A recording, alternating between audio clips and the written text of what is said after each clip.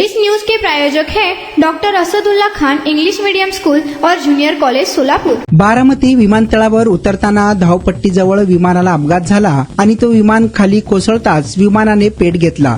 सकाळी 8:44 वाजता हा अपघात झाला।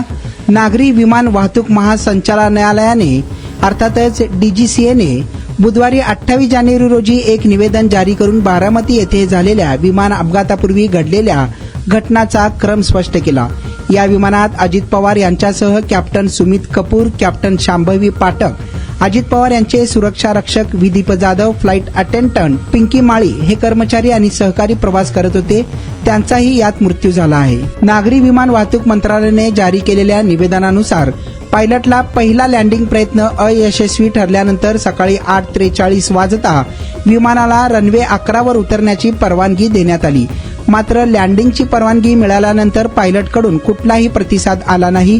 अवघ्या 1 मिनिटानंतर म्हणजेच सकाळी 8:44 वाजता एटीसीला रनवेजवळ आगीच्या ज्वाळा उठताना दिसल्या। निवेदनात असेही नमूद करण्यात आलं आहे की संपूर्ण घटनाक्रमात महत्त्वाची बाब म्हणजे अपघातापूर्वी कोणताही मेडे कॉल किंवा कोणत्याही प्रकारची आपत्कालीन किंवा संकटाची सूचना एटीसीला पायलटकडून देण्यात आली नाही। अहवालानुसार वैमानिकांना सांगण्यात आलं की सध्या वारा फार नाहीये आणि दृश्यमान्यता साधारण 3000 मीटर आहे। त्यानुसार दृश्य हवामान परिस्थितीत लँडिंग करण्याचा सल्ला देण्यात आला। त्यानंतर विमानाने रनवे नंबर 11 वर अंतिम अप्रोच घेतल्याची माहिती दिली।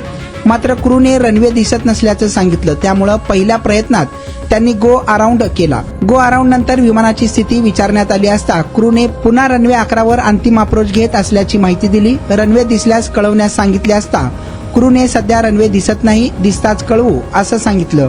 काही सेकंदानंतर क्रूने रनवे दिसू लागल्याची माहिती दिली।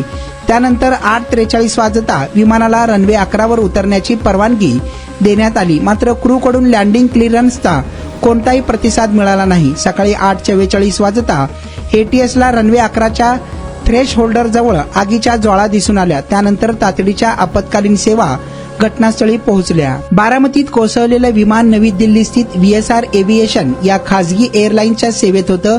2010 पासून म्हणजे 16 वर्ष हे विमान कार्यरत होतं। याआधी 2023 साली मुंबई विमानतळावर VSR कंपनीच्याच VTDBL या लिअरजेट 45XR प्रकारच्याच विमानाचा अपघात झाला होता।